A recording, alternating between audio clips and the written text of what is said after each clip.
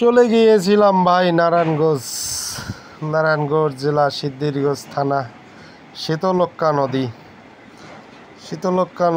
নদীর এই পানি থাকলে অনেক ভালো লাগতো, কিন্তু পানি অনেক কমে যাওয়ার কারণে অনেক ছোট দেখা যাচ্ছে। এই নদীতে যেমন পানি থাকে অনেক বড় দেখা যায়। এই নদী দিয়ে কার্পু জাহাজ চলতেছে ভাই, দেখেন এই কার্পু জাহাজে করে মাল নিয়ে আসে চিটাগাং থেকে। এই জাহাজটিও অবশ্য মাল ডেলিভারি করে চিটাগাংয়ের দিকে উদ্দেশ্য রওনা দিয়েছে।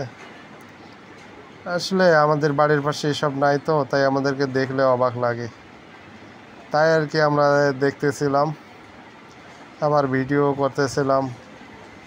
কত বড় নদীর ধারে বাড়ি করতে আমরা ভয় পাই, আর নদীর ধারে কত বড় বড় ফ্যাক্টরি করেছে, তাদের কোনো ভয় ডর নাই।